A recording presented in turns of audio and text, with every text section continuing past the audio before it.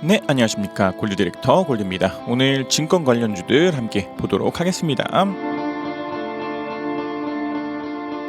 저희 채널은 엘리엇 파동 카운팅과 함께 엘리엇 파동 카운팅의 주관적인 한계들을 보조하고자 일목균형표와 RSI를 가지고 기계적이고 반복적인 트레이딩들 하는 채널입니다. 때문에 무조건 올라가는 종목들이나 오늘 상한가 가는 종목들에 대한 이야기를 드릴 수는 없겠지만 꽤 괜찮은 매매법 중에 하나인 만큼 채널에서 보는 관점에 맞게 증권 관련주들 미래에셋부터 교보증권까지 함께 보도록 하겠습니다. 먼저 미래에셋 증권입니다. 미래에셋 증권은 일단은 최근에 좋은 움직임들을 보이면서 이것이 단기적인 반등이라 하더라도 전환선을 돌파하고 기준선을 돌파한 만큼 RSI 같은 것들도 과매도에서 들어오고 다이버전스 같은 움직임들을 보이면서 충분히 좀 좋은 움직임들을 기대할 수 있는 그런 위치들이 있습니다. 그래서 얘도 미래에셋 증권을 매수하고자 하는 비중들이 있어서 20% 내지 40% 정도는 매수가 가능하지 않을까 싶되, 일단은 좀 구름대 밑에 있기 때문에 요 뒤로 조금 더 올라가면서 후행스핀이 캔들들을 뚫고 올라가고 캔들도 구름대를 뚫고 올라간다면 얘 또한 좀 더 좋은 움직임들 기대할 수 있지 않을까 라고 생각이 됩니다. 파동적으로는 좀 깔끔하지 않다 하더라도 이때가 뭐 하스트에 대한 꼭지를 찍고 그 뒤로 이것을 가지고 뭐 1과 2와 이것을 가지고 뭐 3으로 보고 이제 4로 보건, 아니면 동일하게 꼭지를 찍고 이렇게 해서 A, 이렇게 해서 B, 1, 2, 3, 4, 5로 떨어지는 요 자체를 C로 보고 요것을 가지고 A, 그리고 뭐 이때를 뭐 B로 보고 그 뒤로 뭐 1이고 요것을 2로 보고 3에 대한 1, 3에 대한 2, 3에 3에 대한 1, 3에 3에 대한 2, 그 뒤로 요것을 3에 3에 대한 3으로 보고 이 자체를 3에 3에 대한 4로 보고 밀리면서 요때를 이탈한다면 요 자체를 3으로 보고 그 뒤로 뭐 4가 있고 더 밀리는 5에 대한 이야기도 할 수 있는 만큼 뭐 미래에셋 증권도 뭐 두 가지 관점에 대한 파동 카운팅 정도는 간단하게 가능하지 않을까 싶고,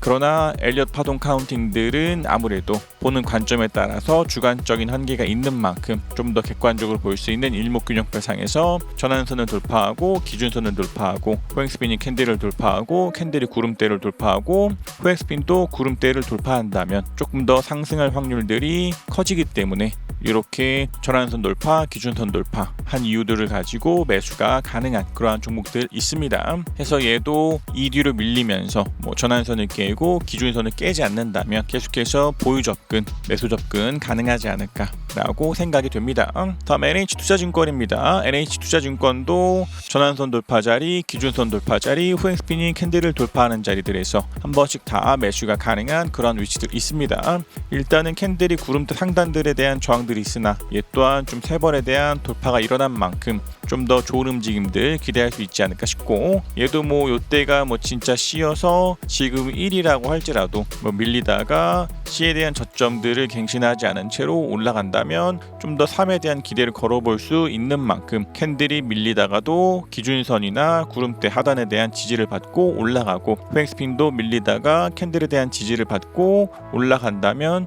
조금 더 충격 파동들에 대한 기대를 걸어볼 수 있지 않을까 라고 생각이 됩니다. 그래서 얘도 뭐 NH투자증권을 가지고 매수하고자 하는 비중들이 있어서 30% 내지 50% 정도는 매수가 가능한 그런 위치들이 있으나 NH투자증권 같은 경우에서는 요것을 가지고는 좀 충격 파동들로 볼 수 없기 때문에 여전히 뭐 커다란 조정 파동들을 일 수 있으나 좀 전환선 돌파, 기준선 돌파, 후행스핀이 캔들을 돌파했다는 이유를 가지고 세 번에 대한 매수가 가능한 그런 위치들 있습니다.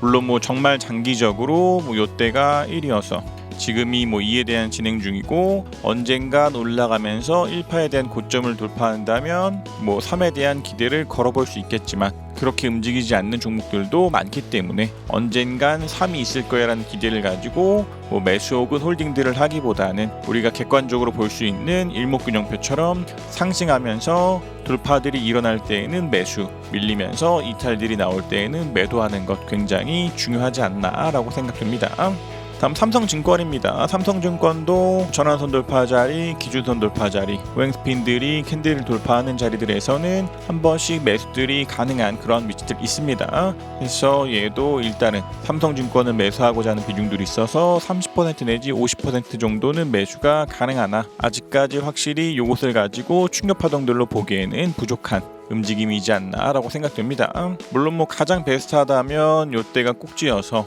이것을 가지고 뭐 A, 이것을 가지고 B, 그 뒤로 나오는 뭐 C다 해서 이것이 충격 파동들이다 라고도 볼 수 있겠지만, 이러한 관점들보다는 얘 또한 좀 더 객관적으로 볼 수 있는 일목균형표 같은 것을 가지고 트레이딩하는 것이 좋지 않나 싶고, 이것을 가지고 A, B로 보는 것이 아니라 이것을 1로 보고 이것을 뭐 2로 보고 지금을 뭐 3에 대한 진행 중 혹은 3으로 보고 지금을 4로도 볼 수 있는 만큼 삼성증권도 전환선 돌파했다라는 이유, 기준선을 돌파했다라는 이유, 호행스핀이 캔들을 돌파했다라는 이유를 가지고 매수가 가능하나 밀리면서 이탈들이 나올 때에는 정리가 필요한 그러한 종목 아닌가라고 생각됩니다. 다음 메리츠증권입니다. 메리츠증권도 전환선 돌파 자리, 기준선 돌파 자리, 호행스핀이 캔들을 돌파하는 자리들마다 매수가 가능한 그러한 위치들 있습니다. 그래서 메리츠증권도 매수하고자 하는 비중들이 있어서 30% 내지 50%는 매수가 가능한 그런 위치들이 있지 않나 싶대. 얘도 요런 때에도 전환선을 이탈하고 기준선을 이탈하고 구름을 이탈하고 호행스핀도 캔들을 이탈하고 구름을 이탈하면서 강한 하락들을 보였던 것처럼 메리츠증권 아니라 다른 종목들도 이탈들이 나올 때에는 정리를 하고 돌파들이 나올 때에는 매수를 해야 되는 만큼 지금은 3번에 대한 돌파가 일어났기 때문에 메리츠증권도 매수 혹은 보유 접근 좋지 않나 라고 생각됩니다. 다음 대신증권입니다. 대신증권도 뭐 전환선 돌파 자리, 기준선 돌파 자리, 호행스핀들이 캔들을 돌파하는 자리들에서는 30% 내지 50%가 매수가 가능했으나 일단은 밀리면서 전환선에 대한 이탈이 나온 만큼 이 구간 동안에 트레이딩 하신 분들이라 하더라도 지금 있는 전환선 이탈 자리에서는 30% 정도는 비중 정리가 필요한 상황입니다. 그래서 뭐 ED로 밀리면서 기준선도 이탈하고 호행스핀이 캔들 지지마저도 받지 못하고 밀린다면 이러한 자리들마다 한 번씩 더 비중 정리들을 해야 할 수 있으나 일단은 좀 호행스핀들이 캔들들의 위에 있고 캔들도 아직까지는 기준선 위에 있는 만큼 이것을 가지고 밀리기보다도 지지를 받고 올라가는 것에 대한 기대를 걸어볼 수 있으나 늘 말씀드리는 것과 같이 이탈이 나올 때에는 상승보다는 하락할 확률이 커지는 만큼 이 구간 동안에 트레이딩 하신 분들이라 하더라도 일부에 대한 비중 정리 필요하지 않나 라고 생각됩니다. 다음 하나투자증권입니다.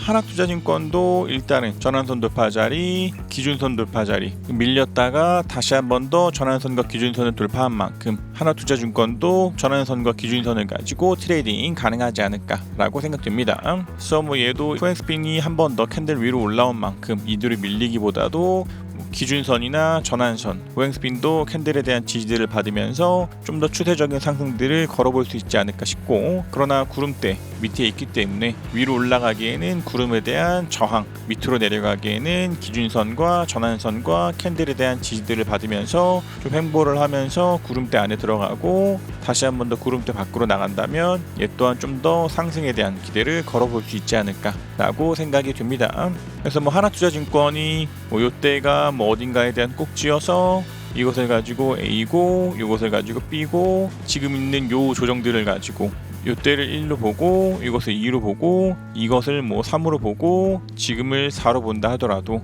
일단은 전환선과 기준선들 호행스핀이 캔들 위로 올라온 만큼 일목적 관점 가지고 트레이딩 가능하지 않을까라고 생각됩니다. 다음 유한타증권입니다. 유한타증권도 전환선 돌파 자리, 기준선 돌파 자리, 그리고 6월 3일에 있었던 고점을 돌파한 만큼 그런 위치들에서도 한 번 더 매수가 가능한 그런 위치들 있습니다. 그래서 얘도 뭐 유한타증권을 가지고 매수하고자 하는 비중들이 있어서 50% 내지 60% 정도는 매수가 가능한 그런 위치들이 있지 않나 싶고, 그래서 뭐 유한타증권도 이대로 좀 더 상승들을 보이면서 구름대 밖으로도 나간다면 이것을 가지고 좀 더 뭐 충격 파동들에 대한 기대를 걸어볼 수 있지 않을까 싶고, 6월 27일에 있었던 고점들 2,795원을 돌파한 만큼 뭐 이때를 C로 보고 이것을 가지고 1로 보고 이것을 가지고 2로 본다면 지금은 돌파한 만큼 가능하다면 이것이 3이어서 밀리다가도 1파에 대한 고점을 이탈하지 않는 대로 다시 한 번 더 상승하고 이 과정에 있어서 1, 2, 3, 4, 5로 보이는 움직임이 보이고 그 뒤로 조정이 나오더라도 이때 1파에 대한 시작점을 이탈하지 않는 데에서 다시 한 번 더 올라가면서 돌파가 일어난다면 이것을 가지고 충격 파동들로 볼 수 있지 않을까라고 생각이 됩니다. 그래서 얘도 일단은 밀리면서 이탈이 나오기 전까지는 매수 관점 혹은 보유 관점 가능하지 않을까라고 생각됩니다. 다음 신영증권입니다. 신영증권도 전환선 돌파 자리, 기준선 돌파 자리, 구름토 돌파 자리, 후행스핀도 캔들을 돌파하는 자리들이 있어서 신영증권을 가지고 매수하고자 하는 비중들이 있어서 일단은 60% 내지 80% 정도는 매수가 가능한 그러한 위치들 있습니다. 그래서 얘도 일단은 캔들이 구름대 위로 올라오고 전환선 위에 있고 기준선 위에 있고 후행스핀도 캔들들 위에 있는 만큼 이대로 밀리기보다도 조금 더 지지에 대한 확률들이 크지 않을까 싶고, 물론 뭐 얘는 이 전체를 가지고 충격 파동들로 보기보다는 아직까지는 커다란 조정 파동들로 볼 수 있기 때문에 이것을 가지고 충격 파동들로 보기보다는 전체적인 흐름에 있어서는 반등 정도로 볼 수는 있겠으나 신영증권 같은 경우에서는 일목적 관점상으로 충분히 트레이딩 가능하기 때문에 신영증권도 일단은 구름대 위로 올라온 만큼 좀 더 상승할 확률들이 커지는 것으로 보고, 신영증권도 일목적 관점상에서는 상승할 확률이 커지는 만큼 이 구간에 트레이딩 하신 분들이 하더라도 매수 접근 혹은 보유 접근 가능하지 않을까라고 생각됩니다. 다음 교보증권입니다. 교보증권도 전환선 돌파 자리, 기준선 돌파 자리, 후행스핀이 캔들을 돌파하는 자리들에서 30% 내지 50% 매수가 가능한 그러한 위치들 있습니다. 일단은 전환선도 아직 이탈하지 않았기 때문에 좀 더 밀리다가도 후행스핀이 캔들에 대한 지지를 받고 올라가고, 밀리다가도 캔들이 기준선에 대한 지지들을 받으면서 올라가는 것처럼 아직까지는 전환선이나 기준선, 후행스핀이 캔들에 대한 지지들이 작용하고 있지 않나 싶고, 그러나 교보증권도 전체적인 파동들에 있어서 이것을 가지고 충격 파동들로 보기보다는 조정 파동들로 보고 있는 만큼 단순히